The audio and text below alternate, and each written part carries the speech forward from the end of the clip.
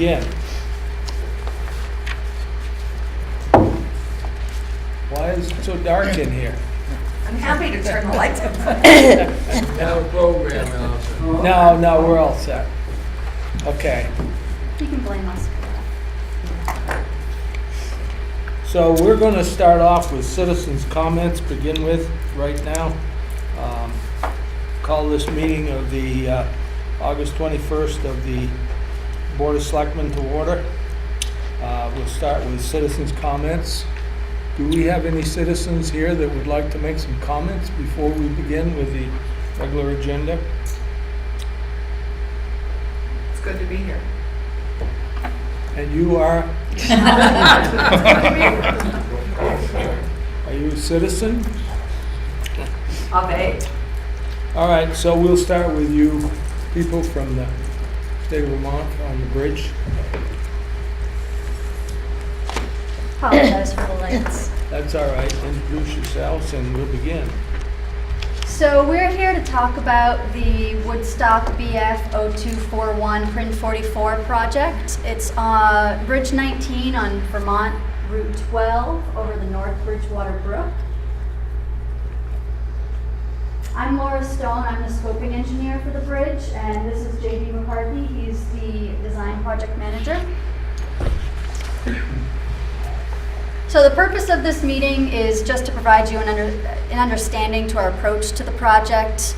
We're going to provide an overview of the project constraints, discuss the selected alternative, and provide an opportunity for you to ask questions, voice concerns.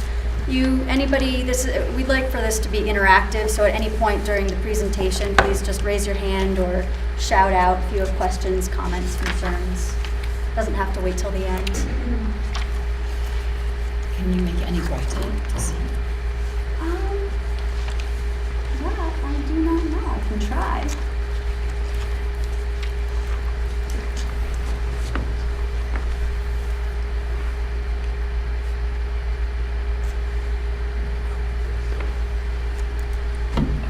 We're listening then. Sorry about that. So here's a map. Here's the bridge, North Bridgewater Brook, and this is Vermont Route 12.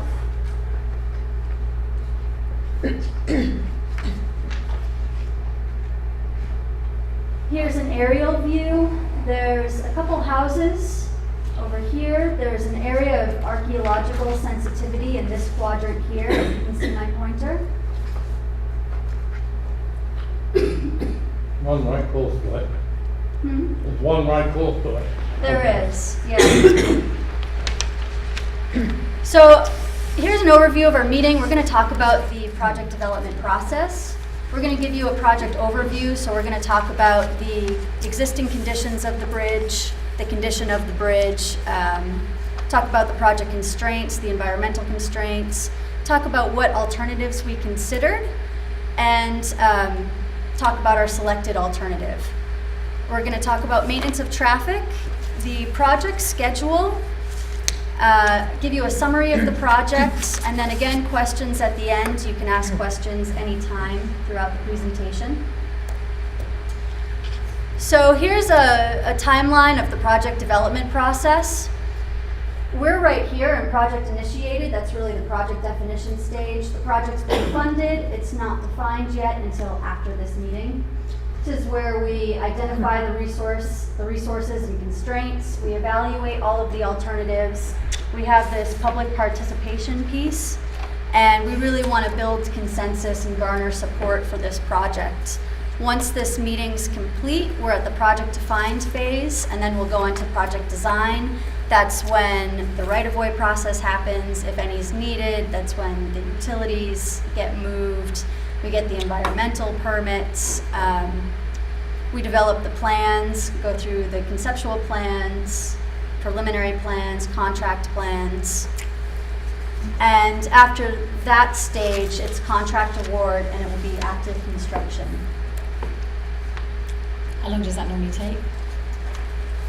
If right-of-way is required, then it's a 4-year process. If right-of-way is not required, then it's usually a 2-year process. that can be expedited depending on the type of project, the complexity of design.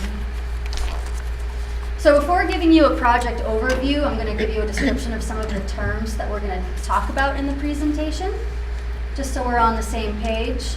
We have the bridge railing here, is the part that obviously helps you from falling off the bridge. We have the bridge deck, is the riding surface, the part that you drive on. There's the bridge beams, are what the deck sit on, and the beams and the deck together comprise the superstructure. Then we have the abutment, or substructure, is the part that the beams sit on. So here's a picture looking north over the bridge. The roadway is classified as a major collector. It's a 49-foot long concrete T-beam bridge constructed in 1938, and it's owned by the state of Vermont, so there's no local share here.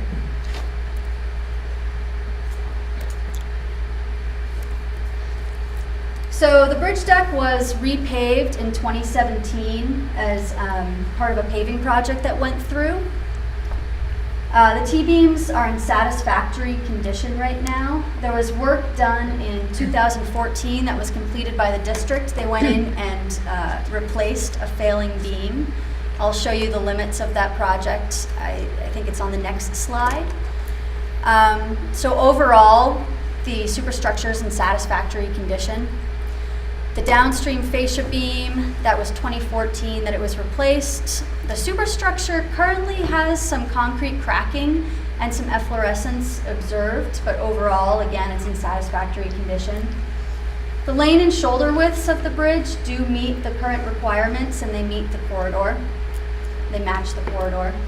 And the clear span, that's a hydraulic term, is within acceptable limits of the required bank full width, and so it does meet the minimum hydraulic requirements.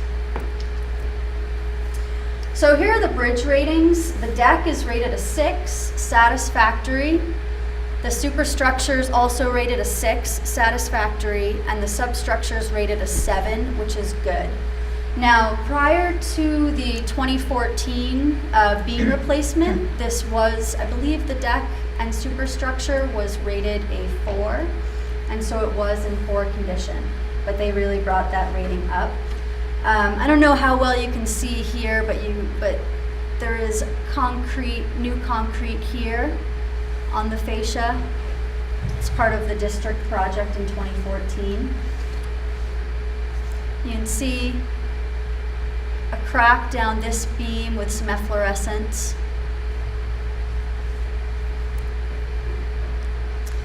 Here's a picture looking south over the bridge. This picture was taken prior to the 2017 paving project, and you can see the new pavement on this side of the bridge. That's where the beam was replaced in 2014. There is some cracking here, but all of that, it rides smoothly now. We rode over the bridge on our way down here.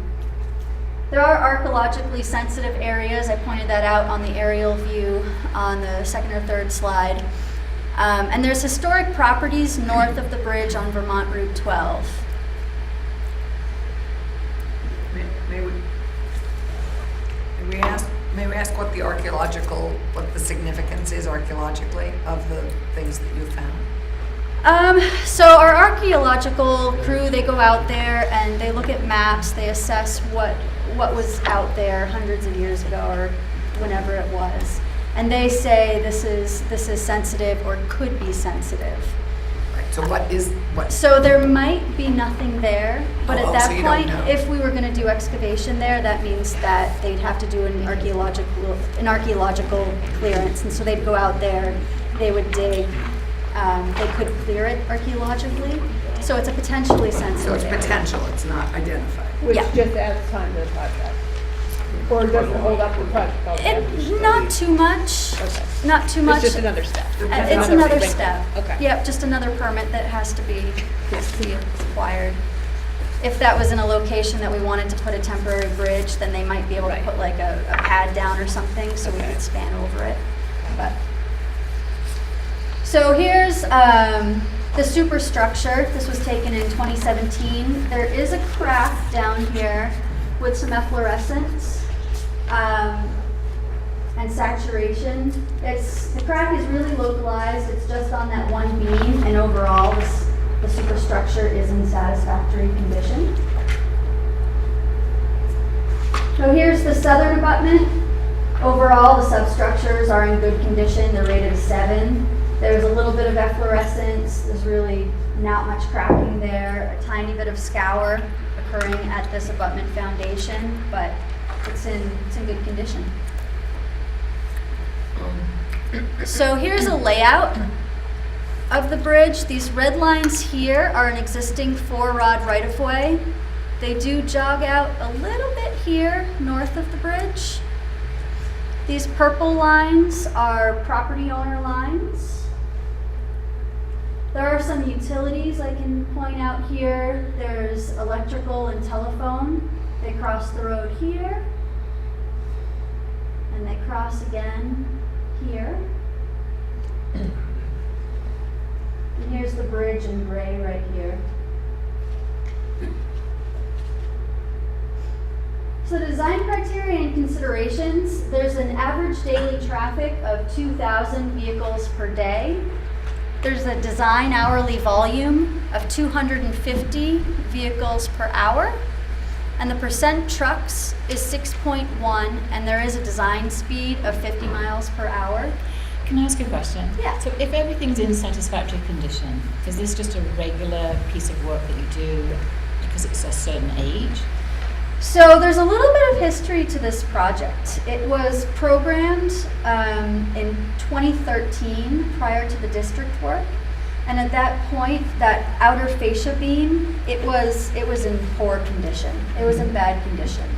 And the district went out, they patched it up, but this is still in our wheelhouse. If something's, if we say do nothing on a bridge, then it's likely not going to be programmed for funding within the next 10 years. So even though that part that was in poor condition was taken care of, we still wanted to evaluate this bridge to say, well, is it going to need anything in the next 10 years? If not, then we can do nothing here and move on. But if we think in 10 years, within that 10 years, it's going to deteriorate to the point where something may need to be done, then we really want to take care of it now while it's a programmed project and it's been programmed for funding. So the alternatives that we considered, we looked at the no action alternative. We looked at a membrane and pave. The deck would be sealed from further water and salt infiltration. The deck would be patched as needed. There's that concrete T-beam that has the crack down the middle, and that would really protect it from further saturation and water infiltration, chloride attacks. Scour protection may be included at the abutments. There was that mild scour along the abutment that could hinder the hydraulics, and so we may not want to do that. It'll be evaluated later in design. This would have a 15-year design life. It would meet all A&R and hydraulic standards. We also looked at a partial superstructure replacement. So the district went in, they replaced that one beam, but the other beams are still from 1938. And so this would really just replace the remainder of those T-beams. It would maintain the current width of Bridge 19. It would include scour protection at the abutments, improve the beam layout from previous widenings, and it would also meet all A&R and hydraulic standards. We also looked at a full superstructure replacement. This would replace all of the concrete T-beams. When the district went in, they looked at the plans from 1938 and they matched exactly what was in that plan set. And so those were the design standards from 1938. And so there would be an advantage to a full superstructure replacement, whereas we would replace it to the current HL93 loads. It would be the current standards, design standards that we use now. There would be scour protection at the abutments. This would have a 50-year design life, and it would meet all A&R and hydraulic standards.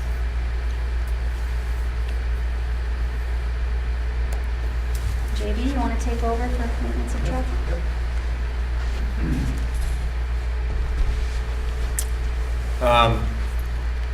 So we looked at different options for maintaining traffic through here, either a phased construction, put a temporary bridge in that may have effects on other adjacent properties or resources, or an off-site detour. So we chose to do 2 phases here with 1 lane of alternating traffic, so we wouldn't have to try and drive around. The bridge is wide enough to do that, so that's the option we decided to go with. And we selected the option just to membrane and pave and maintain traffic with phasing the traffic 1 lane in each direction. When the district went in and did this work earlier, they just dealt with that one failing beam on one side, and they didn't do any work on the rest of the bridge deck at the time. So, and what it really needs is to get in there and clean up the top of the deck and put a membrane down, and then put the pavement down, and it should be good for quite a long time here. So, this type of design of the concrete T-beam is very durable, and I know they've had a few. I think a few other ones in town here. Even though it was built in 1938, right? It's with the amount of traffic that you have on Route 12 there, it would last a long time. So we'll apply some silane to the other exposed parts of the concrete to help keep the salt water out of there, and there's no utility relocations needed. And, so it's a really small project. So when we get done, this is what we'll have. You can see at one point that the bridge was widened from the 4 T's on the right. So it was quite narrow at one point in 1938. Probably handled the traffic at that time. So, but the widening they did, it's going to serve the state and the town well down the road, because they widened it enough so that they have to go in now, and we wouldn't widen it again. We rebuild it. So, so they did us a big favor with that. So the red indicates the new pavement and the membrane that we'll put down over the concrete.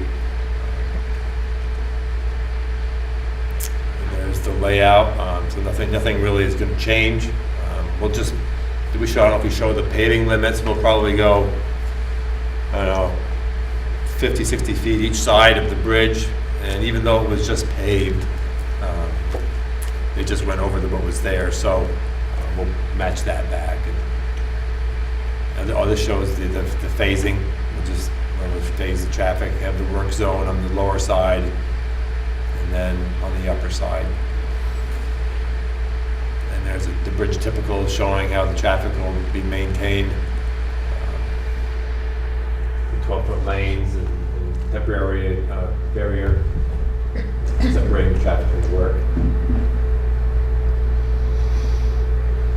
So the construction is funded for the year 2020, and the estimate we have now is about $250,000 or so, and that's just a scoping estimate.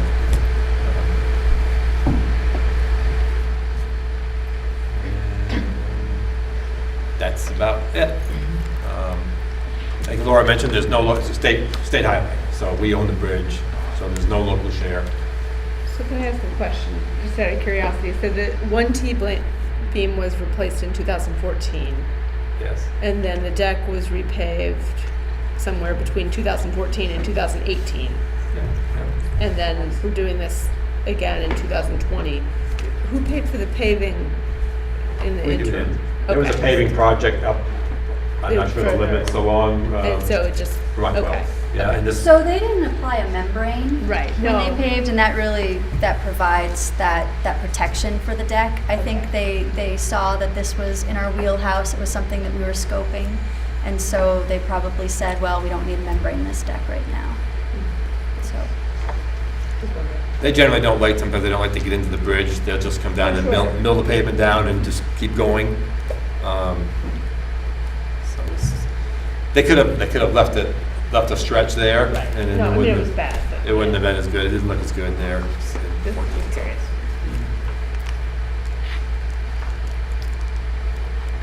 project. So we like to come to the town, I mean, even though it's relatively minor, just to let you know what's going on and when it's gonna happen, and because there won't be any other involvement, really.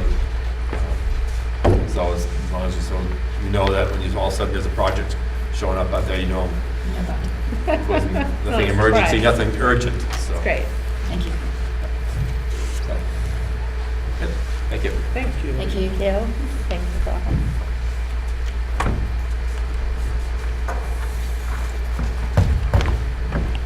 So moving on, we go to the additions to the agenda. Yes, Is that this? yes. And you've got Al Larson for the Village Park Commission, Rick and Christina from the Park Service are here to talk about that. You ready for us? We're ready. All right. Couldn't be readier. Where would you like us to stand? Ready. Knowing that we've got cameras here. There. Pull up a chair, make Okay. yourself comfortable. We can just move right up to the front row here.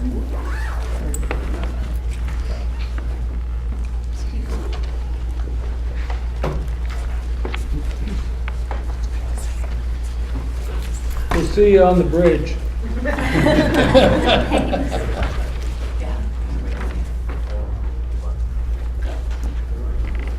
Just been working on the Queechee Bridge We issues. don't deal with Queechee here, this is Woodstock. I know. But actually, we've had people impacted by that bridge, so.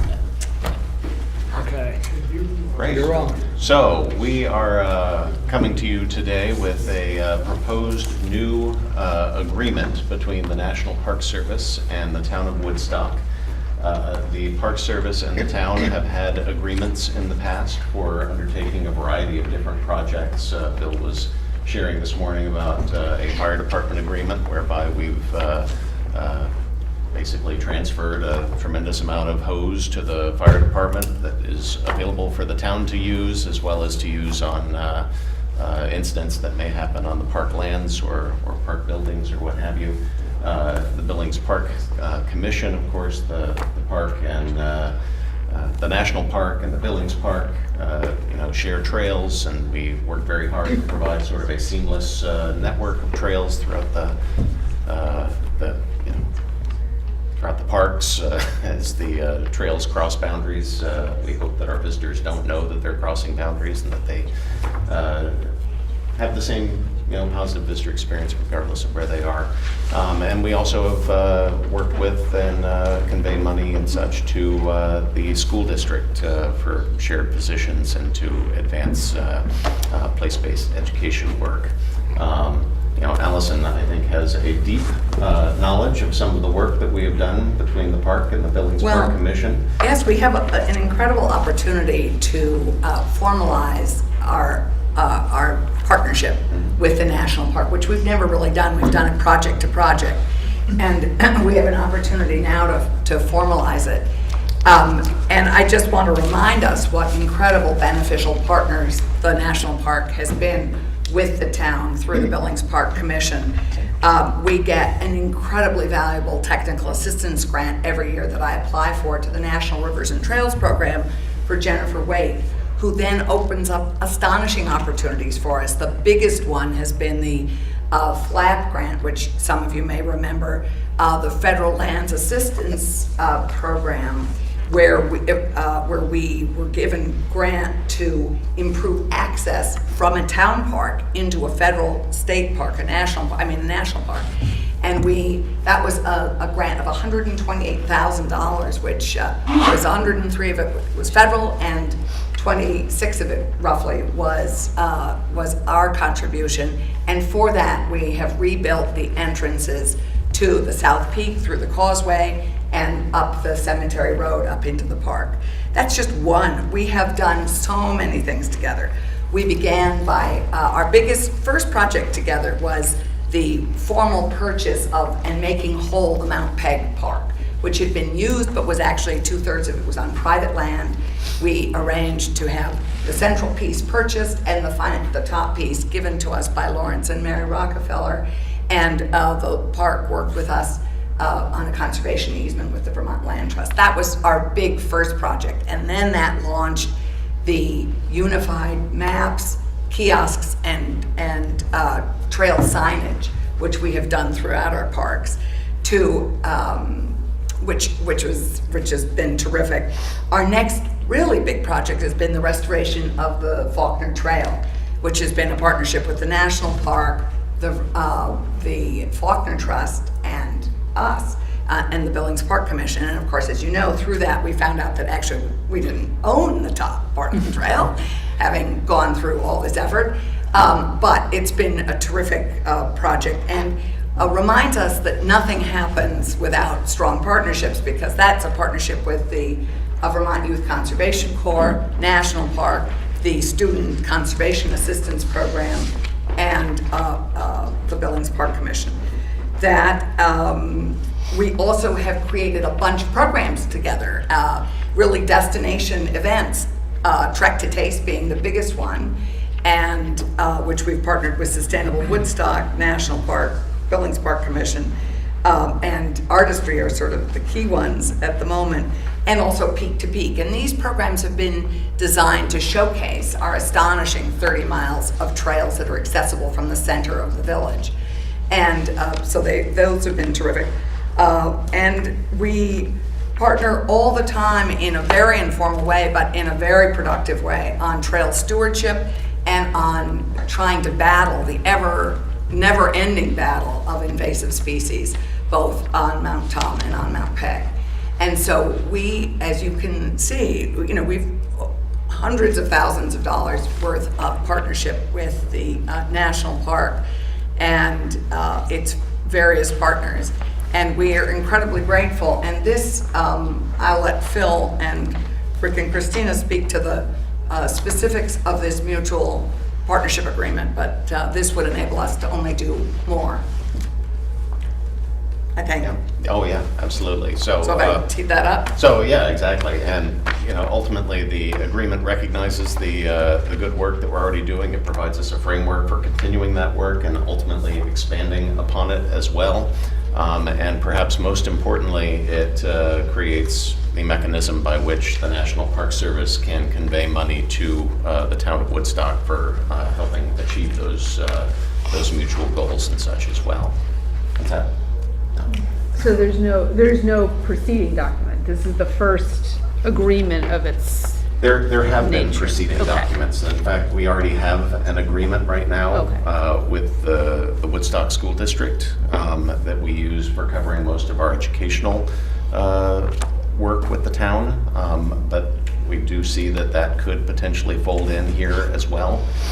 We have had cooperative agreements with the town as well.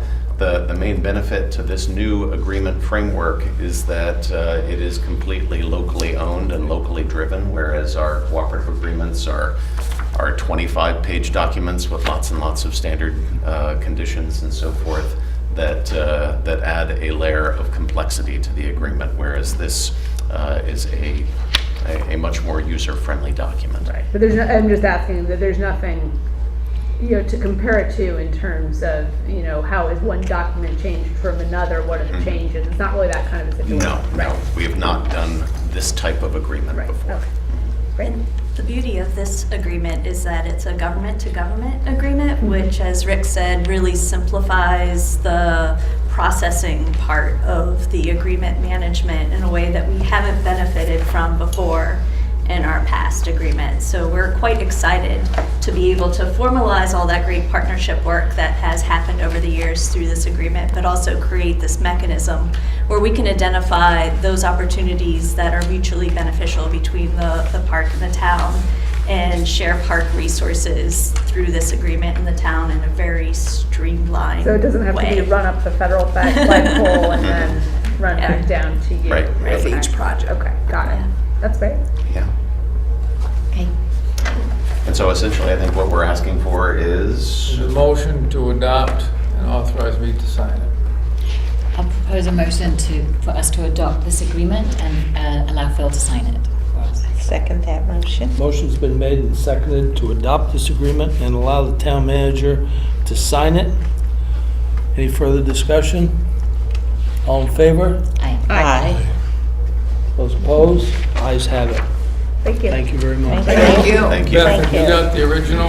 Yes, I do. It's in your folder. That's fine, perfect, that's good. Great. Thank you. Thank you very much. See you, Rick.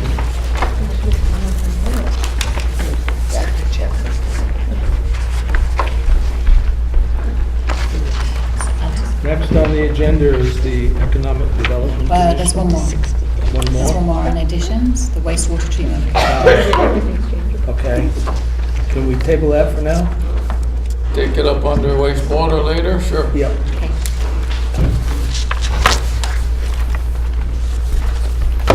Oh, Sally. Hi.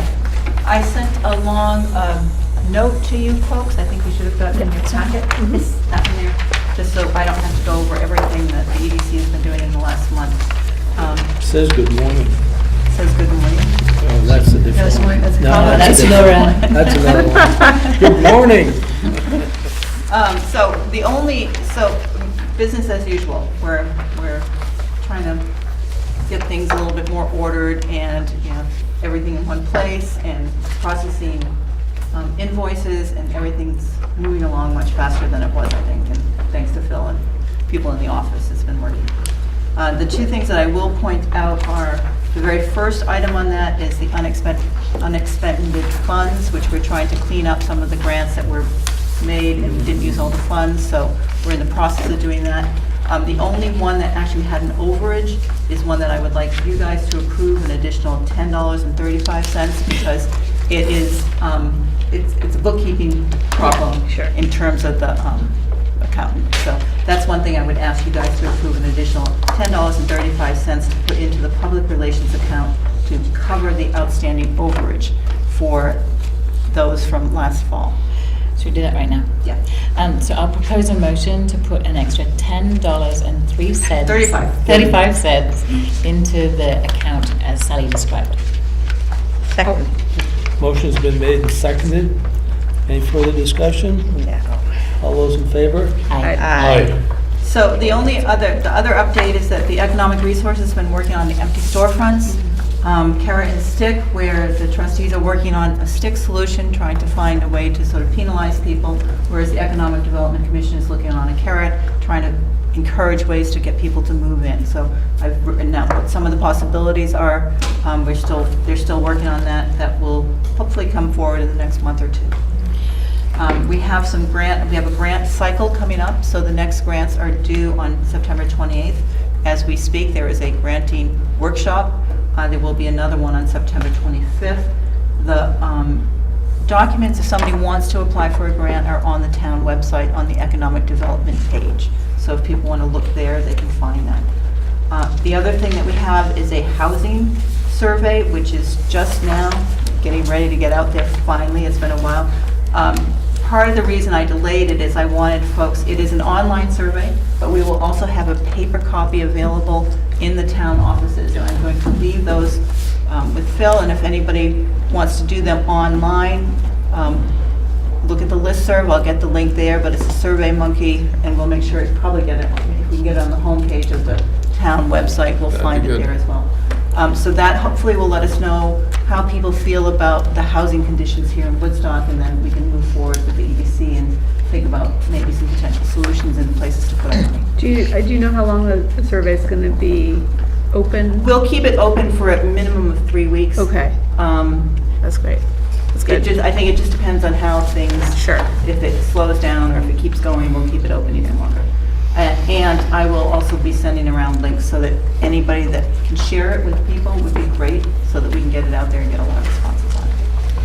And then we have a couple other committees. We have a civic revitalization, so the village revitalization group met last week. They're working together too, and there were a couple folks were there.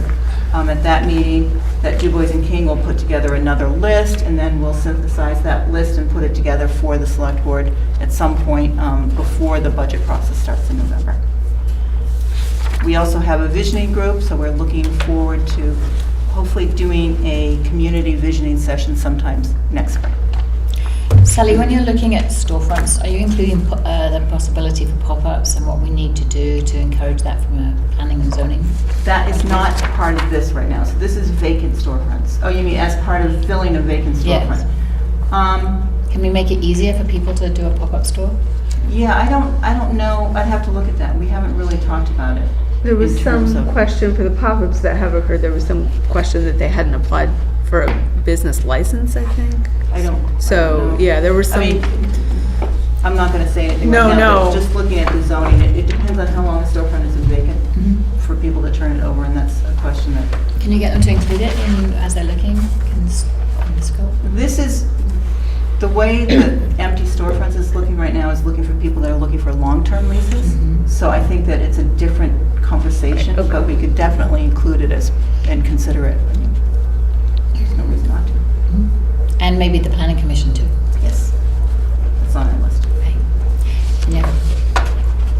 Can I ask a question about the survey? Yep. So this is going to be online and also available. Do you have a sense of what would be a meaningful response rate? I think that, I think we're hoping for at least 300 responses, Okay. but, I mean, we'll hopefully get more. And are we going to let residents and non-residents? Yes, we have, so for the paper copy, there's actually 2 different surveys. There's one for residents and one for non-residents. If you do the online one, it leads you to where it is. So we had to do 2 different surveys, but yes. So the paper copy. Question? So I'd like to tag on to both of those, which is the outreach to the people who aren't able to live here, like the employees. Many of our employees of businesses here. Yes. I really think they're a key crowd Yeah. for us to That is get, obviously. part of the outreach effort will be to get to the big employers and to get it out there, the school system, so other folks that hopefully can provide us a broader look at what we need here. That's all. Thank you. Thank you. Thanks, Sal. Thank you, Sally. That's it? That's it? That's it. Moving right into old business, the bids, Phil, for the manager's job. Yes, we went out to bid, and we're in that nether space where the 2 bidders bid a leftover 2018. And that's what you have in your packet. And John had spoke about not accepting either of them and going out to bid for 2019. On what basis? That long-term trade value would be impacted. Be And worth- it's almost the 19th anyway. The 19th will be out. They'll be out. Probably a month or A maybe month they're or out now. 6 weeks, there'll be new ones will be out. Right. And at the end, your trade-in value is worth whatever you, So you pay now and then you get it back later? If we get it 18 now, we're going to lose a lot of depreciation because it's all year old, so to speak, already. Is that what the board would like? We can do that. so I think we should wait. I do too. 2018 is soon to be a year old on paper, whether it's ever left the lot or not. That was what John's point was. Yeah. It isn't as his pickup's going to break down tomorrow because No, I it's don't still in think good so. shape, so. We will do that. So previously you said that Ford was the only dealer that ever gave us a break on That is anything. correct. But Chevy's on here now. They did a good job. They Okay. found something on somebody else's lot Huh, that they could do a deal with. interesting, okay. Just They curious. always get an invitation. Okay, right. Ford gives us a big fleet discount because of the number of Ford vehicles in the fleet. Got it. There may be another possibility too, but the 219s may offer a green color, which they don't already, but they may offer it in 219, which we could get a green one instead of black one, greens, Woodstock color. Green.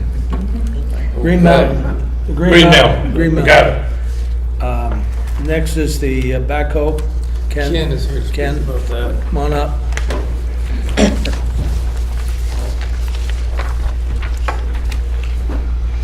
I believe the results from the bids were put in your packets, along with my recommendation. If you have any questions, I'm more than willing to entertain them. So which one are you recommending? The John Deere. The North Track yes. Yeah. And does it, so it still comes with a warranty, but you don't pay for it, is that right? The price includes the 5-year extended warranty from John Deere. I did not have it at the time I put the recommendation together. I have since received the one from Case, which is on the second page of that, which is an additional $4,000. And you don't like this one? No, it doesn't meet our spec. Because of the price of it, I looked hard at it. I actually took my operator to a neighboring town and had him run the machine that they've put up for bid, and it's just doesn't, I don't think it would satisfy our needs. It's quite a... I interviewed the operator after I was talking with Ken, and he definitely was in favor of the John Deere. He said the other machine had quite a few faults. The visibility was bad out of it, for one thing. Couldn't back drag and grade with it very good because it didn't want to hold a line. I believe it didn't have 4-wheel drive positive in the front end, right? Right. In essence, instead of having a 4-wheel drive machine, you would drop to a 3-wheel drive. You can't, it's an open front end and you can't lock both front tires. So today, do you want our authorization to buy this? Yes. And then are we going to buy this with a loan? Buy it through dealer financing. So what's the interest rate on the dealer financing? Let's look. Those would have been in the folder, I believe. That's the lease deal, so that, I mean, that is, it is what it That would be is. the lease purchase. Right. So And there- at the end of it, the town owns it, unlike when you lease a car. Right. So there are no alternatives to that financing. Well, we can always go to a bank, can't we? No, remember that is not, The difference between going through John Deere Credit and going through a bank, John Deere Credit does not count against your overall credit. Oh, I see. Okay. Yeah. Annual rate is 4.25%. Another plug for the John Deere is the service. They're right here in Springfield, Vermont, only 25 miles away. great. And every time we call them, they jump up here to fix it, so that's a plus, really a plus. The other thing, I think, if we went with the Case, we'd save up front, but the trade-in we'd lose. Sure. Right. Well, if it's not what you need, it's not worth buying, obviously. Yeah. My biggest concern with the Case was the front end, not having the 4-wheel drive. Sounds like a The safety. ergonomics weren't good. Not locking the front. They hit it, it was a year old, and they had a ditching bucket on it, swung it around and busted one of the windows in the cab. Good demo. Pretty good, So- Rick. Good start. Whoops. Did that town express any regrets buying that vehicle?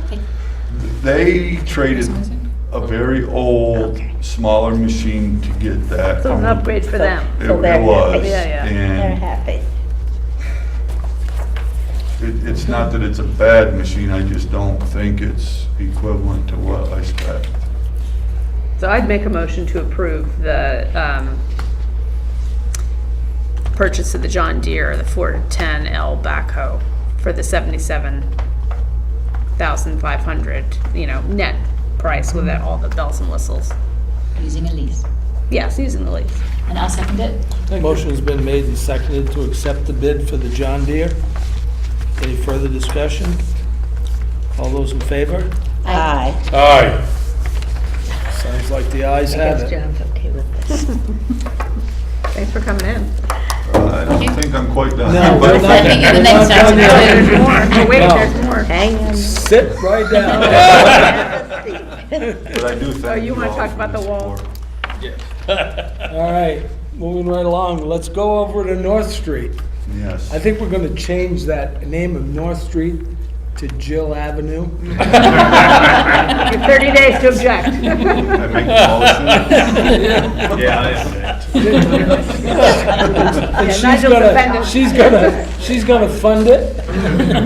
Pay all the expenses for plowing and I believe the town can offer it up. Sure. And I can reject. Turn that over to a private road any day. All right, moving right along. So you'll see a revised proposal. Yeah, and just get some background to the Sure. You want to do it, Ken? I'm kind of. All right, I can take care of it. So North Street, as you know, is a steep hill, and it's held up by a stone retaining wall that collapsed in these nice people's yard. We've been looking at alternatives. One of the things we looked at was to run sheet piling in the road, and we're afraid that that would ruin a lot of foundations. So this newest proposal does not involve sheet piling. It involves closing the road and excavating down to essentially the bottom of the wall and then building it back up. I've applied for have reasonable promises, although no contract of a state grant, an approximate amount of $130,000 to help pay for this. The revised proposal without sheet piling is $145,500, which is very fair. It's a lot of work. And the idea is to get it done this year. This year. in a few weeks' time. You'll be able to start in about 2.5 weeks, 3 weeks. So the proposal that we have in front of us does include losing some apple trees, but replacing them, and then replacing the guardrails with boulders. Actually, I need to interrupt you. Yeah, that's out. The state of Vermont rejects the idea of replacing guardrail with boulders. You've got every right to do it, but they will not participate financially. Oh, okay. So Ken, we need to be careful when they drive those Yeah, rails. we'll have them built into the wall as they build the wall up. Phil can correct me, but I believe the state also offered technical Assistance, yeah. assistance to come up with a plan because of the stone wall that, you know, they have a host of engineers that could design something safe to install as well as meet codes. Great. And using the existing stone and new stone? Matching stone? Combination of existing stone and new stone. New stone, of course, will not match identical, but it will look a lot better than the Ready Rock block wall. They're gonna put big blocks at the bottom for a base, right? Is that correct? We could talk to them about doing that as long as they're buried concrete blocks. As long as they're fully buried. So, I want to talk a little bit about, we're going to close the road. Yes, so in order to do the job without running sheet piling that has a big chance of damaging foundations, we need to excavate down essentially to the same grade as River Street. This is what it is. We're close to it. And that necessitate closing the road. Now, we have worked out, Jill and I met with the National Park this morning, Christine and Rick, and they agreed to let people go out before 8 in the morning or before 9 in the morning through the park and come in after 5 in the afternoon. So you can drive out and drive back.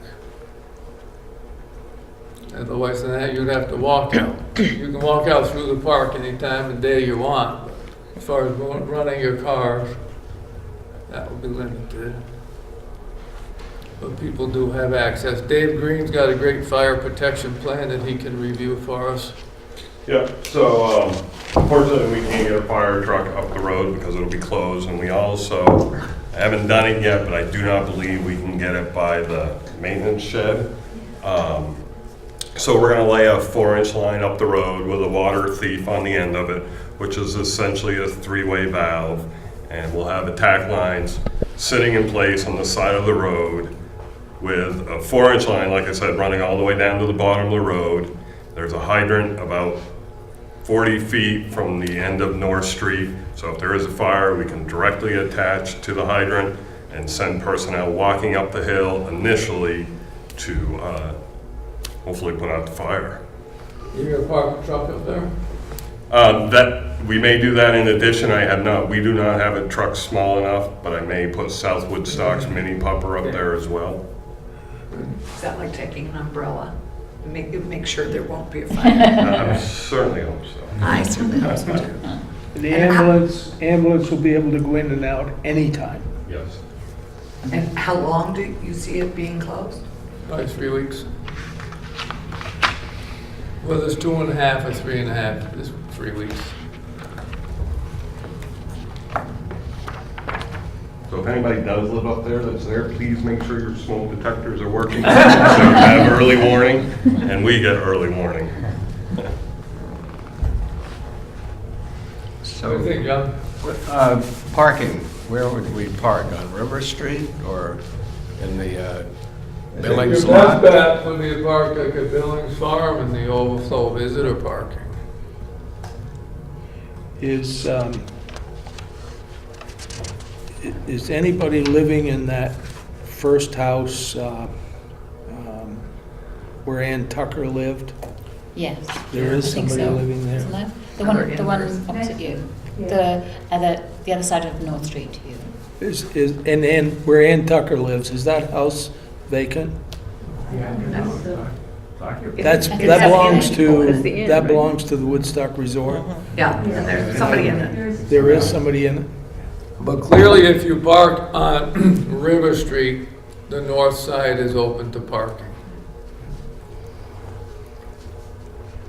There won't be pedestrian traffic. No, but the people can cut through yards. But during construction, you can't come down the street. You'll not be able to walk down the street.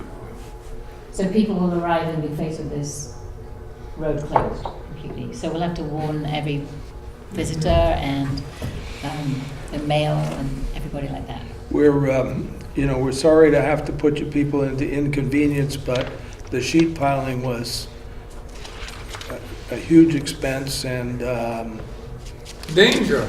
And we could have obstructed or destroyed some people's foundations, and this seemed to be the best way to go. Fire protection and ambulance was a big concern. So. Utilities, water and sewer utilities will be maintained. Right now, they run in the middle of the road, and they may have to have temporary alternatives off to the side of the road, but there will be utilities for all the houses.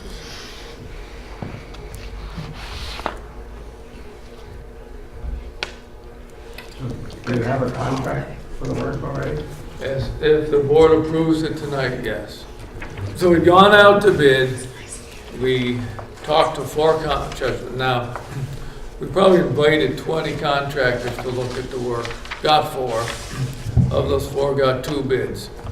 One was stone like we wanted, and the other was to dump a lot of rock over the bank. And so we dealt and have negotiated with the company that proposed what we asked for.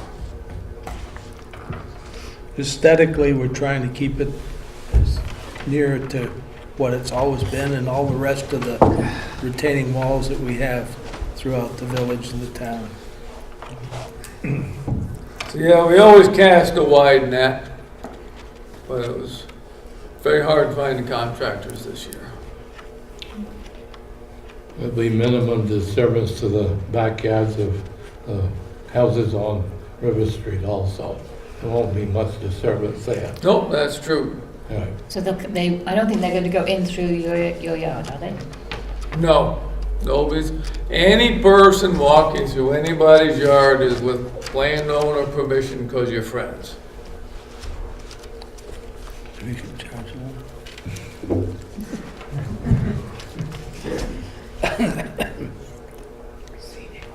So we have before us contract or the proposal from K&S Construction.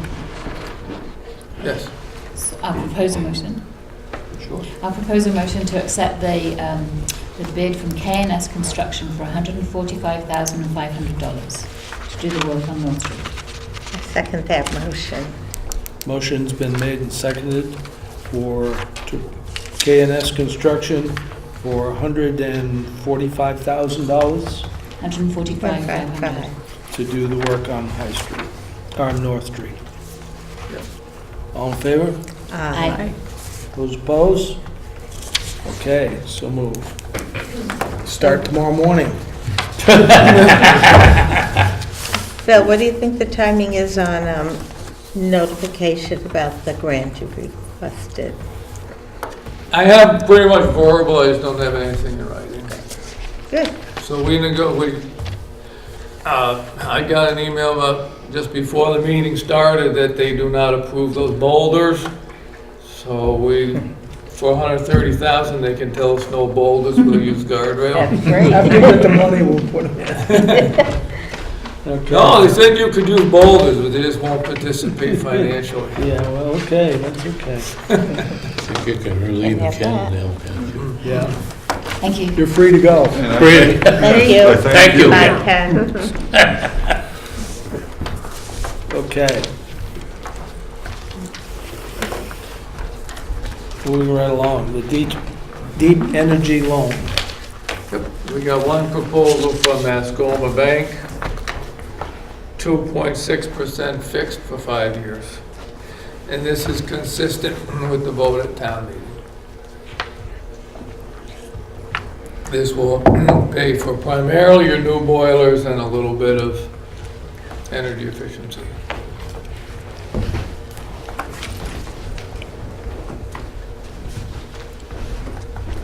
Oh, it's what was approved at the special Yes. town meeting That's correct. that we So we had. really don't need any action on that. You need a motion. I'm not signing that. I don't blame you. I don't blame The voters authorize you to take this action. Okay. you.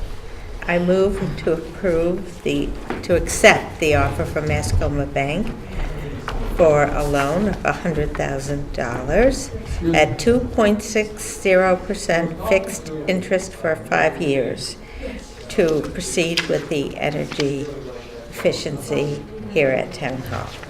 I'll second it.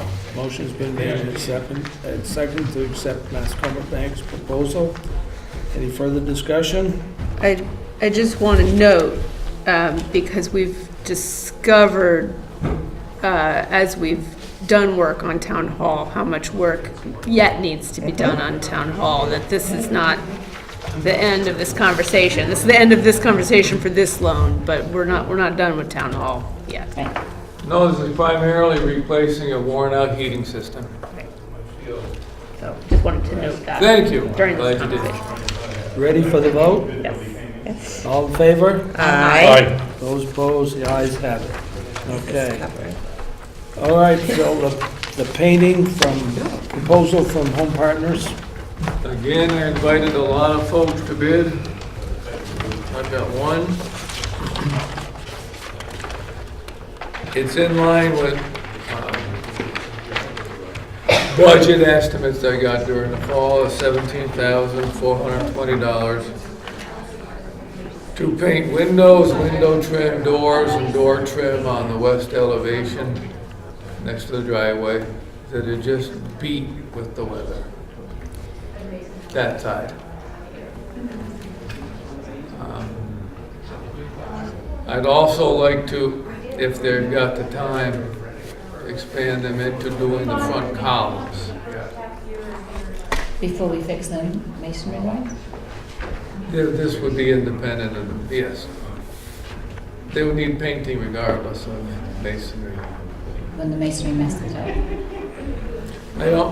I think that, well, we can talk to Jay White on Thursday about that.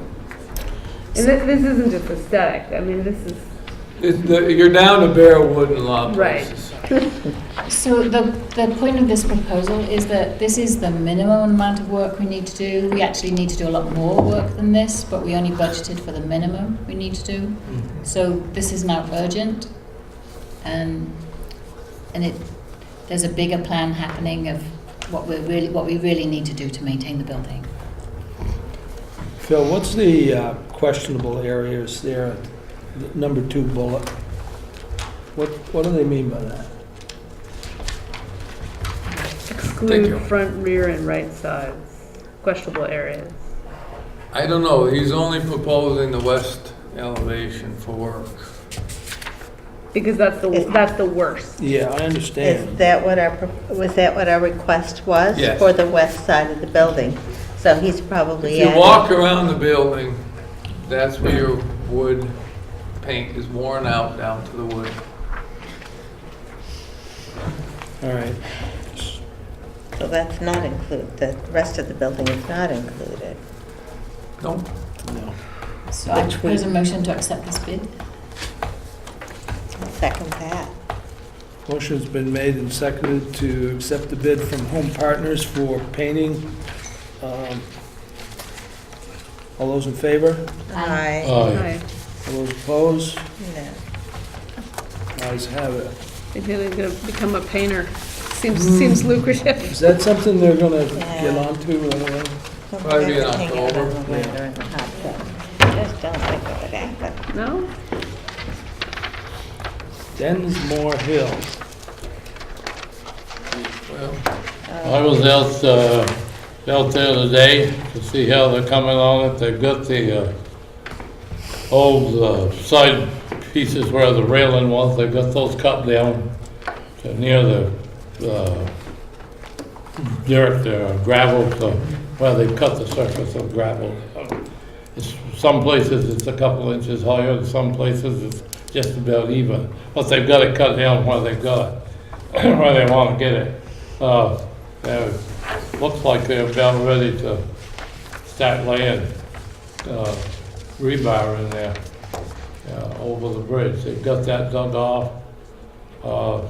They dug off 5 to 6 inches, which they're supposed to dig off. And they said there's probably 4 or 5 inches more from there down to the stone. So they didn't disturb anything that's nice. on the stone. So they're coming along good on it.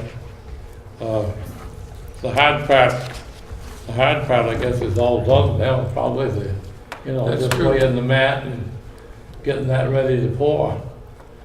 But they're doing a good job. I've been out there, not every day, but I've been out there every other day to see how they're coming. They're doing good. Why don't you keep going? How's Cox District Road looking? Cox District Road. I was up there, I've been up there, not every day, but about every other day. Their excavation there was down between 4 and 5 feet into rolled hard blue clay to get the elevation right for the new box culvert. And they had, Mitchie has the culvert pieces up there. Let's see, they were up there last week, I believe, the latter part of last week, ready. And they moved the crane in yesterday. Miller Construction, big crane. And they set the whole thing in sections today. And they tied them together. They tie the sides together on the box sections. And then the head wall sections, wing wall sections, those are tied also to the last section of the box. And tonight I went up there, and the guy from Mitchie, they had the concrete business. They said they were all done. They got it all hitched together, so it's all ready to start backfilling. To give you an idea how big this structure is, it came in on 6 tractor-trailer flatbeds. Right. It's just a monster. And this is to comply with the state law of aquatic organism protection. Was it the concrete? Was it It's a concrete box culvert. Yeah, that, I saw that, wow. They graded the bottom with, put crushed stone in, compacted the crushed stone, and then graded it to the grade, and I think he said there was, I looked at it and I thought it was, had quite a pitch, and I think they said it was 7% grade. And of course, that's to keep water flowing through it. And then the bottom has ridges on it, and they have to fill the bottom up to the top of those ridges, so the bottom is gravel surface rather than concrete. And but they've been doing a good job there, and I was surprised they got it all set today. That's a lot of work. They're moving the crane out tonight, so Good. they're doing good, and they're congenial guys to work with. How much I've been longer? up there. They never wooed me off yet. So. I think they'll be open to one-lane traffic middle of next week. Thanks for that update, John. You're welcome. So do you need a motion to accept these? No, just giving you an update on all the grant dollars. We wouldn't be able to So do we've half been this over work the without North the Street state grant. retaining wall. We've been through that. Yes, you have. So, Nothing more. No. So the next is the Yeah, sure, Zocket, brother. select board initiatives. So I have nothing to report on the fire station. We haven't even started a committee yet. The paved roads and sidewalks, nothing to report there. I went to the EDC's meeting at Simmons House last week and had good discussion, I thought, on sidewalks. So the next one is Mary and Jill, report on your last night's meeting. Would you like to? Go right ahead, Jill. So we had a meeting to which everyone was invited last night to start discussing how we're going to tackle looking at this at the town hall. And we came up with the first question that we need to answer, which is, should the town offices be in this building or not? And so they've come up with 4 streams of work, which different teams are going to start doing. And when we come back and consider that information, that will start informing us whether what the finances are of this, what the needs are of different people, what different people have done in different towns. So and looking at what the options are and what the finances associated with all of this are. So we've set another meeting for November, and in between now and then we'll be gathering lots of information so that we can start making informed decisions. But probably in November we won't make the decision. We'll put that out to everybody, but at least come up with some alternative concepts of what could possibly happen. So about 18 people came, No, that's great turnout. Yeah, 18, 20. and I think about 12 people have signed up to do more work, including Susie, who's sitting here, and Ray. And Me, I volunteered even before the meeting. So sorry. Okay.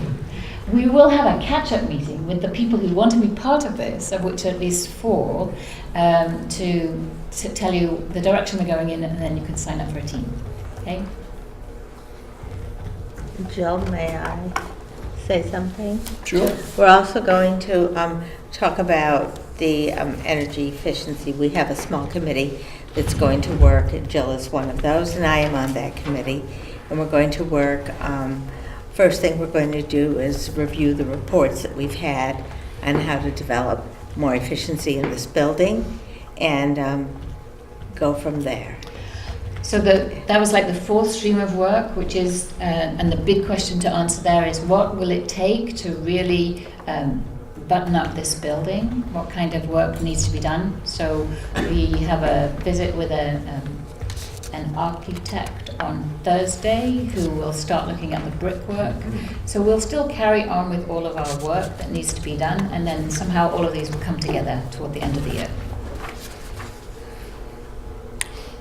Capital budget. Yeah, I mean, right, because all of this is in advance of budgeting season and presenting citizens with budget in March. And understanding how this board makes the decisions about where the money should go. So,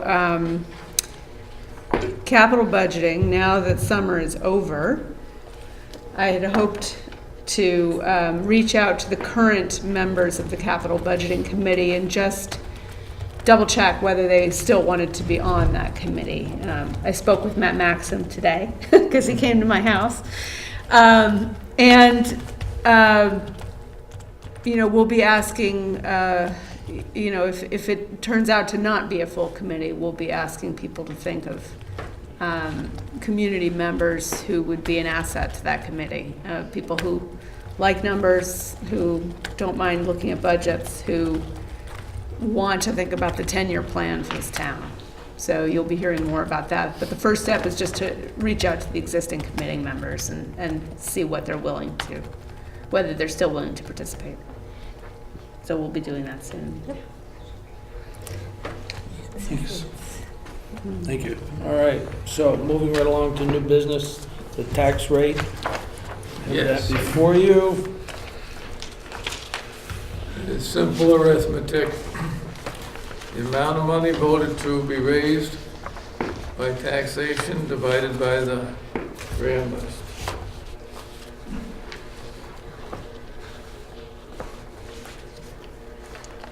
So what's the final number that we need to move? 2.1974? The 2.11?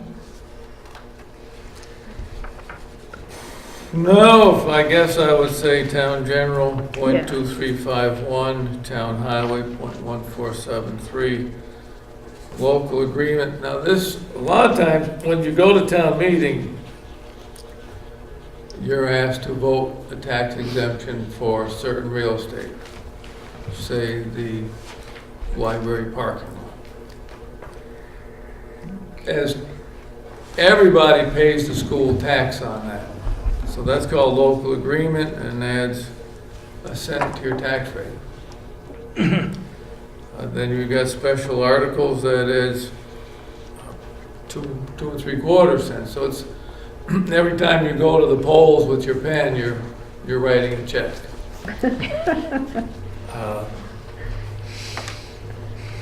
And we don't have any authority over the education tax or anything, so it's really No. those first two numbers. Those are set, yes. And they're implicit based on what was voted on in March, so it's not like we're making a decision about the tax rate. But I would Right, say exactly, May, it's sorry, hard May. to add Not them in up March. because you have, a village resident does not pay the town police. This is all town, this is all outside. I would do each individual rate as it's shown on the sheet. Okay. So I'll propose a motion to accept the town of Woodstock tax rates as defined on this sheet. I'll second that. Motion's been made and seconded to accept the town of Woodstock's tax rate as proposed. Any further discussion? All in favor? Aye. Those opposed? It's passed. This is a sample. Excuse me, what's the number on the sheet? Except The town You general don't rate pay is this 0.2351 cents per $100 assessed value. And Yeah. 0.2351. And the highway, 23 cents, 0.51 cents. And the highway is 14 cents, 0.73 cents per $100 of assessed Can you value. zero in on it, Mace? What's that? Can you zero in on that if I hold Yes, it? I can. $0.2351. Oh, I gotta focus it. Yeah, it's gonna be complicated to anybody. Right. What's the total? This is, What's, Yeah. you don't know a total, right, there's because the of the, residential. Okay, so It's not black and white, Alison. this includes village folks who pay the police service on the village tax, includes. So I can't give you one number. right. Okay, David, you're next. So, the ambulance bid, I guess. So I am looking to replace our 2008 Type 1 four-wheel drive ambulance. It is due. We sent out multiple bid notices to several ambulance companies, I think at least 4. We only had one interested party bid, and it was the company that originally did the ambulance. Which does work in our favor, because he did tell me if somebody else had done our body swap, all the remaining warranty would be void. So that is a little bit of a plus, I guess. So anyways, what we're doing, for you don't know, is we're taking the existing body patient box on our ambulance now and putting it on a brand new chassis. The bid came in, total cost for what we're looking for is $130,085. That's with the Ford discount, because we have the fleet, with DPW paying $2,500 for the trade-in, because that is all they allowed for that trade-in, was $2,500. I need to install a new mobile radio in it. And the one typo in your memo before you is the $11,345 for new electrical system in the patient box. It says the old system is no longer supported and parts are not available. Okay. Big typo. Yep. So if you order this today, what's the delivery time? I cannot let him have that until GMHA, Green Mountain Horse, is over, which is October. And then it's a fairly quick turnaround. Okay. Yeah. And so I understand the price, and this is Yep. exactly what we've discussed before. But I'd like to, are there any grants that we should be going forward to pay for this? I'm not aware of any to pay for ambulance. Okay. And then my next question is, I want to discuss whether we should be using our capital reserve or whether we should be reallocating it so that we pay for this entirely with a lease.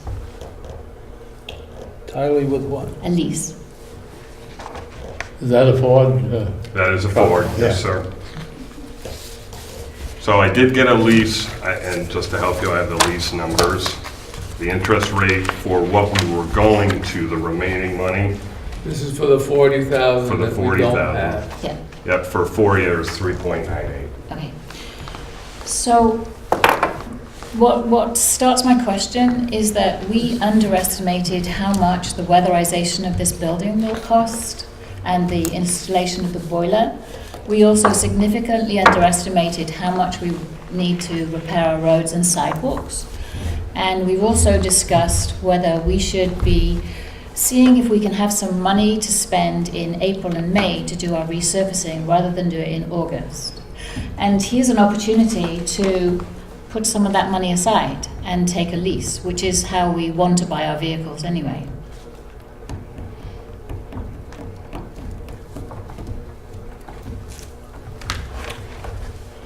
Can we do that? Is that money earmarked for? The select board has that authority. So it just becomes about the timing of the payments. So Right. we would have to, I mean, normally a lease comes out of your operating budget, but we would have to pay for that amount out of the capital reserve. So we would still have to earmark No, it, you but for would the be- next 5 years, not for all this year.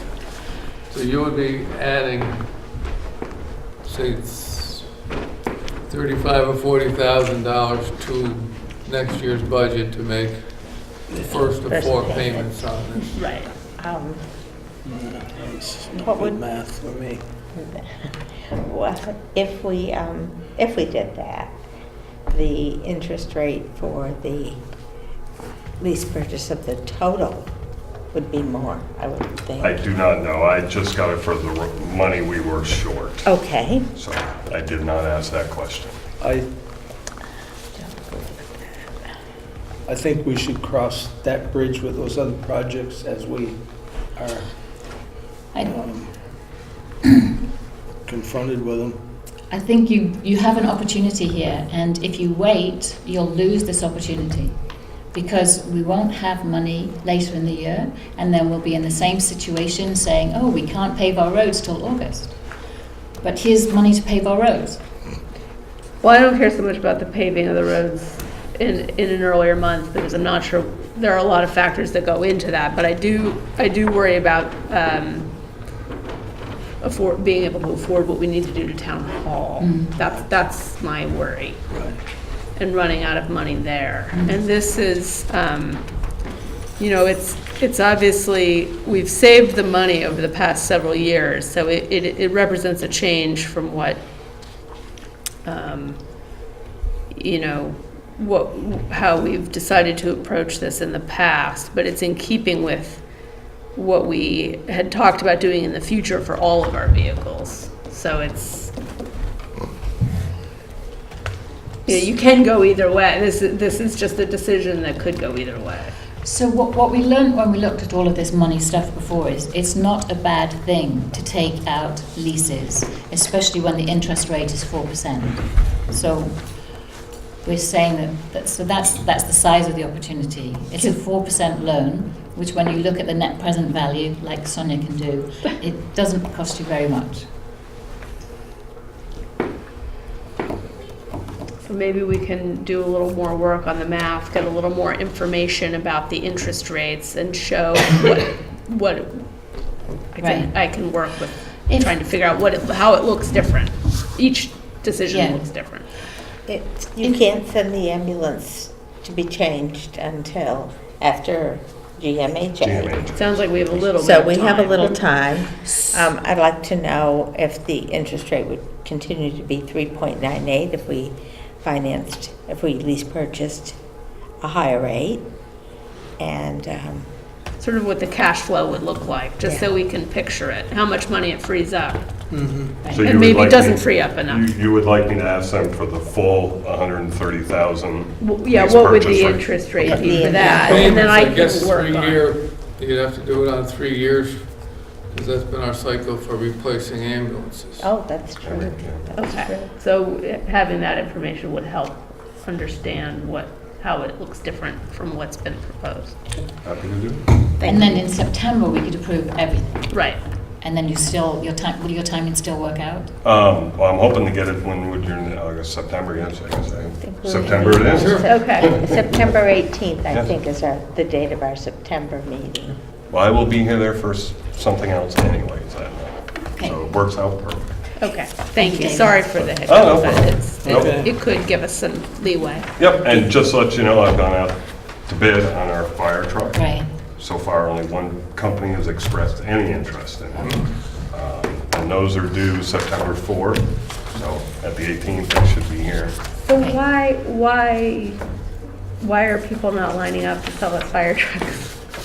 So New England is a big E1 state, which is practically what most departments use. E1 is the manufacturer of fire trucks. Oh, okay.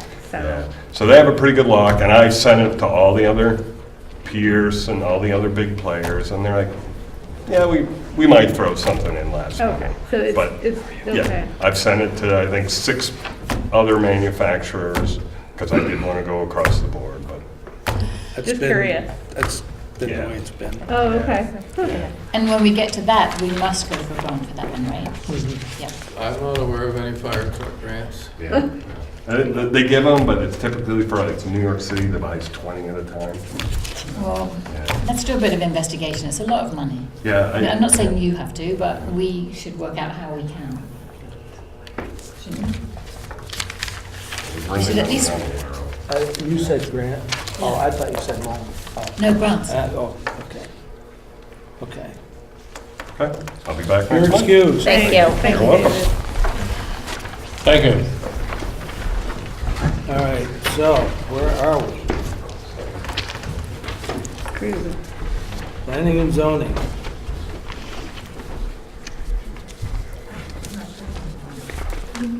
Change the map? I I'm a little confused at how this is worded because we haven't actually had our final public meeting. So this says request for public hearing, so I'm assuming that this is not the public hearing for that. Okay. This was asking us to set a date, I believe. Right. So we will have our meeting the first Thursday, and I don't know what the timing is between your meeting and then, between our meeting and then your meeting, so. I'd say set it for your select board meeting in September. And if we could do September the 18th, that's after your meeting. Right. And then the question I had was, they're also going to ask for rezoning of the schoolhouse. Yes. So then can we do them both at the same No, time? because we haven't even heard that one yet. Okay. So we need to hear it, and then it has to have a public hearing, and then you can have it. I did request, hopefully, that if they have other, that maybe they can group them together, Okay. but it hasn't happened. So at the meeting where these parties were asking for permission, I did ask if they would consider us going to South Woodstock to have a look at what they're planning, so that we can, so you can see this, and that might be a good idea. Would you like to do that? I would. I'd be interested. Sure. And include the planning commission as well. Yeah. Super. On September the 18th? Or before? I think if you could do it on the 18th, that might be good, but it might be up to their schedule too. Okay. It would help with the rumor mill. Yeah, oh, and Pridham Singh did a nice presentation at the planning commission meeting about what it was, but it wasn't on the camera, so. Right. So Yeah. hopefully we can have something else.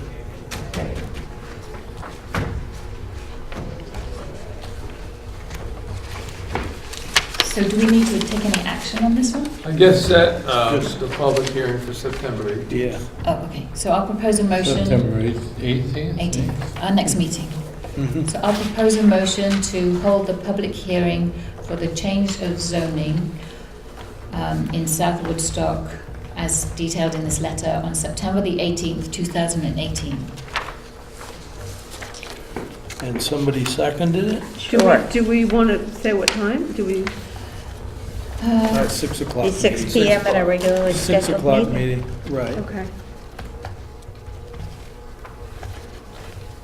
Did I hear a second? I'll second. Motion's been made and seconded to have the public hearing on September 18th in South Woodstock. Can you do the public meeting there on site? I think as long as it's warned, but you need to have a place to You have need to it. have a place. Yeah. Fire station Yeah, we available. usually do. If we do a public meeting in South Woodstock, it's usually at the fire station. 6 o'clock. All in favor? Well, hang on, that's our select board meeting. Yes. So we have the whole meeting there? Yeah, why not? Can we do Yeah, that? sure. Okay, let's do that. Let's have it one in each hamlet every Yeah. other month. We've done Taftsville. that. When we Yeah. did the town We did plan. that when we, Yeah. the town plan, we did it for the police Do when that, we Macy? hired. Firehouse? Yeah, Yep. all right. All in favor? Aye. Ayes have it. Change of scenery. All right. Wow, We're not bringing the changes. yeah. Conservation Commission vacancy. Yes. I have lots of questions about this. Has this been advertised? That'll be up to Michael. I can't say for sure that it has been. Right. I think there's been an ad in the paper for a while for, that has stated a couple of vacancies. I don't know specifically if it was Conservation Commission, but I know that Michael runs ads when he has openings for quite some time. So we don't know whether this has been advertised? No, not No, definitively. not specifically this one. So I'm really uncomfortable with the sitting commission recommending somebody to join them. I don't think that's the way we've been doing things. That's typically how the Conservation Commission Yeah, appointees come to us, right. as a recommendation from the Conservation Commission. So there's a broader question here which came up at the EDC meeting, which is that as a town, we don't have policies and procedures for how we recruit new people, whether they stick to their terms or whether they stay till they want to retire. And we're inconsistent from one board to the next. And this is an example of that inconsistency. So I haven't been faced with this in the time I've sat here. there's nobody to interview, which I'm used to doing. So I think it's time that we put some standards and norms in place and decide what we want them to be. One of which being that the position is always advertised, that an opening is always advertised in the paper. And the individual is always interviewed by us. So what I hear you saying, we should table this. Yeah. Yeah. Could I just make a comment? I strongly agree with Jill that as much as possible, from a public standpoint, if committees work in a consistent manner and vacancies of that nature are filled in a consistent manner, and that the communication about really anything that comes before the committee is as transparent and complete as possible. And there's another point. When we interviewed for the Economic Development Commission, Ray was also interviewed, and we went into executive session to make that decision. And we don't have that written as our policy, so that was a surprise to Ray. We should have such things written down, and then we wouldn't be surprising people. And also things like if you've missed a third of the meetings, you're not on the committee anymore. I mean, there should be several, so that everybody understands what their commitment is as well. Okay, so we'll table that. So we can ask Michael to advertise this position as a first step. To see if he has. Or see if he has, right, exactly. Initially. That's great. On the agenda. for It's our next meeting. practice, but I haven't seen it myself, so. And then let's work on a project to come up with some of those standards, because Beth has started by at least getting who's on the board and when they were appointed and things. So we can talk about how to make it a project. Okay, overweight truck, John? Yeah, got one overweight truck permit. I reviewed it, it's in order. I make a motion to pass it. I'll second it. Motion's been made and seconded that we approve the overweight truck. Any further discussion? There's two though, aren't there? There was Is it? one given Yeah. to I us. only as an have extra. Double-sided. I only think have it's one. So there was one in our packet and one on the table. Oh. I didn't see the one on the table. That's one from Kevin Rogers and there's I one don't see. from Murdo. I Just did one. not see it.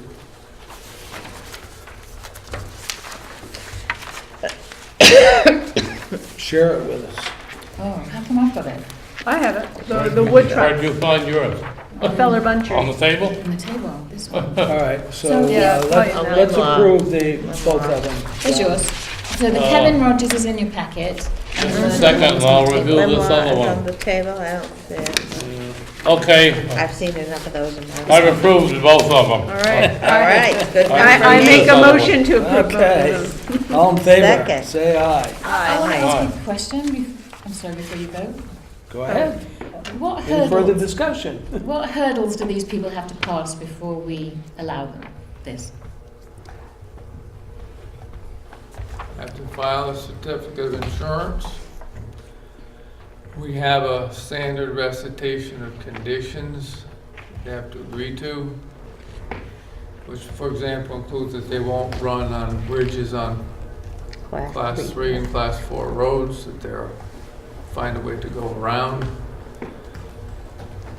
And their past history with us, because most of these contractors are repeat permit seekers from year to year. For the And most part, Jill, these people work in Woodstock for Woodstock people. Okay, so these aren't the things we see going through every morning at You've got no Lower Speed. control on Route 4. No, but, so I wasn't sure what these were for. Okay, these are local roads. Churchill, Rose Hill, Jill Street. Okay, The overweight permits protects them. so we have a motion, a Well, second, we've had discussion. All in favor? Those opposed, the ayes have that. So now let's talk about sewer manhole covers. Before we go to the Board of Commissioners, there's one piece of, you want to talk about the wastewater treatment route? Where do you want to do that? We're going, before Other we do business. that, we're going to do Other manhole non-water sewer covers. commissioners. We're doing manhole covers, and then we'll, Other business. all right. Okay, so we have a half a dozen I didn't see it. manhole covers that are stuck up above the pavement.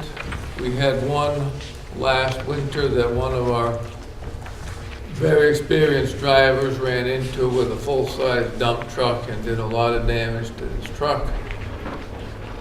So there's a proposal in your packet to take them down below grade. It's $18,102. It's the only, it is expensive, but it gets the job done properly. And was this work we budgeted? It's in the, we can pay for it in the construction budget in the sewer department. That's dangerous sticking up. Well, it is. It's terrible dangerous. Yeah. So there are 2 on Elm Street, 2 on Senior Lane, 1 at the middle covered bridge, and 1 on Mechanic Street. And was this a competitive bid? This is the only company that can do it and do it right. I believe in the competitive bid process, but I can tell you, he's had to go in and clean up after contractors who don't spend the time doing the compaction, and we don't have the wherewithal to enforce these things in court. I can take you up and down Route 4 and show you the ones that were done right. This is the company that did the Safe Routes to School project. Yeah, that was nice. Of all the projects we've seen, I've gotten the most compliments on that one. That's indicative of their work. There's 2 of them right on North Park Street, isn't they? That they did. That they done, yes. Yes, it's done. Yes. Yes. Sawed Maybe out you and a little bit. realize that if you go over, there's a little bit of a, Little bit. but that's a lot better than sticking up. Okay. So I propose a motion to accept the bid from Twin State Utilities to do the work on manhole frame cover replacements. I'll second that. Motion's been made and seconded to accept the bid from Twin State Utilities. Any further discussion? All those in favor? Aye. Ayes have it. Okay, Jill. Okay. Want to talk about roofs? Yes. So it's this document here. So We pass that out? Okay. So when we did the original work on what the possibilities were for energy efficiency work, there was a piece of work at the wastewater treatment plant that we wanted to do, and it's replacing the roof membrane, which is damaged, and putting insulation in as an energy saving measure. So we want to do the work to save energy, and the roof needs to be replaced anyway. And then we want to add a third criteria. We want to add 2 more things. One is there's a possibility that this site is good for solar panels, so we want to make the roof ready for solar panels. And then we also need to put a hatch in the roof, which isn't there right now, for removal of some of the equipment that's the oversized equipment that's there. So that seems to be work that could all be done together. We asked an engineer and to write specs for us so that we could go out to competitive bid and be sure of what we're getting. And that proposal is from TR Fellows Engineering and Barrett Architecture, and the total for that would be $6,150. So that's to prepare the drawings, specifications and details for re-roofing, the structural design and drafting of the support system for the new hatch, and then coordinating all of that work to make sure that the details are there for the solar panels which go in. And is this the cinder block building that we visited with Wayland that is from like the 50s or 40s that isn't insulated at all in any other way, that they keep at 50 degrees? They're all cinder block buildings, but I think this might be the main building. It's Yeah. three different rooms. Yes. So Yeah. yes. Yeah. So insulation would help that situation? Yes, yes. So we looked at insulating the walls and we looked at insulating the roof, and the one that is a no-brainer payback is insulating the roof. Okay, right. And is it one of those roofs that was designed that way especially so that the heat wouldn't melt the snow? No. No, okay. So this is a building that we think is worthwhile keeping and maintaining. Great, So the 6,000 is to Engineering get the service. specs, okay, to actually get the drawings. Right, if you don't do something like this, then when you go for competitive bids, you're not sure whether you're comparing apples to apples. What are the three buildings? 3 roofs, Three roofs. Yeah, Three three roofs. roofs. Yeah. Because they were done different on levels. different levels. Oh, The yeah, main okay, plan. all right. What's your pleasure? I would make a motion to approve the $6,150 for this architectural and engineering work for the wastewater treatment plant. I'll second that motion. Motion's been made and seconded to accept the bid for the $6,150 for the architectural work. Any further discussion? All in favor, say aye. Aye. Ayes have it. All right.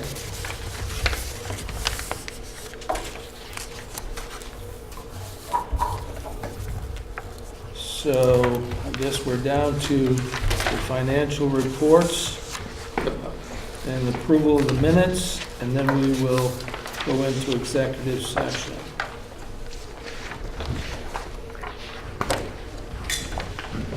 And I bet Thanks you... for coming. Good Good night. night.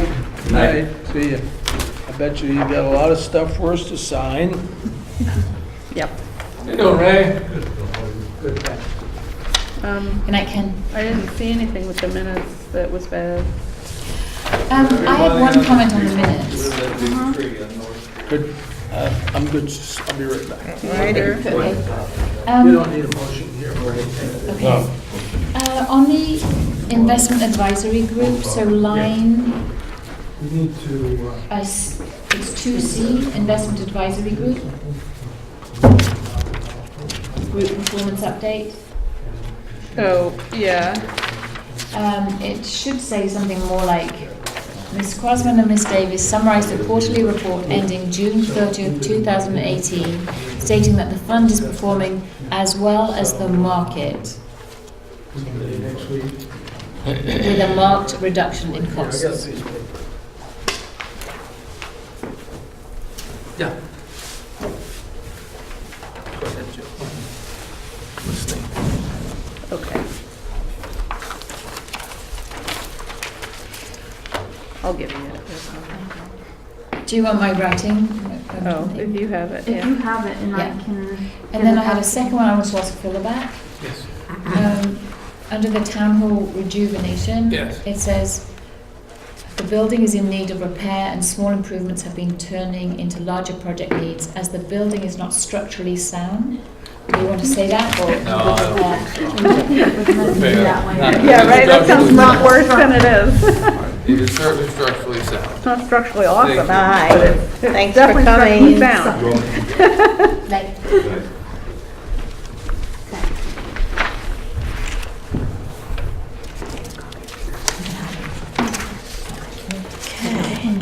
That's a good catch.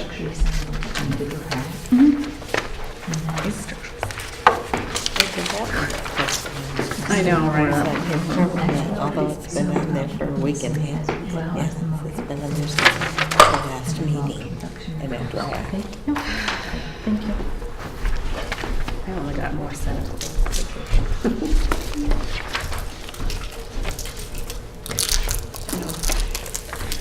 I have a couple comments.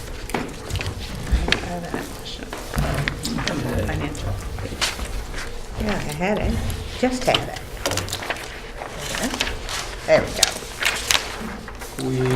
We approve the minutes and all our paperwork. Are we done? Well, we've got paperwork to Yeah, we have But we could sign. adjourn.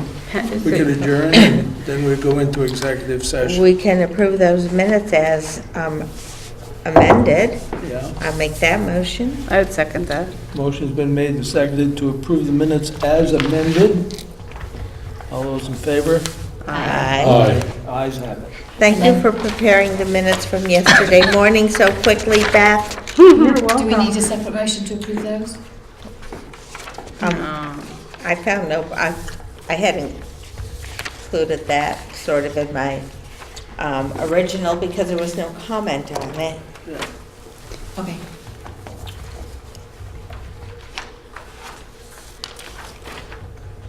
see anything, but I didn't see anything on the other ones that Joe picked out either, so. When it comes In to a building that's not structurally sound. Okay. Therefore, shall I make a motion to Yes, go meet in please. executive session Yes. Great. So for legal issues? we'll go into executive session. I'll second it. Motion's been made and seconded that we go into executive session. Any further discussion? All those in favor? Aye. Right. We're done with you.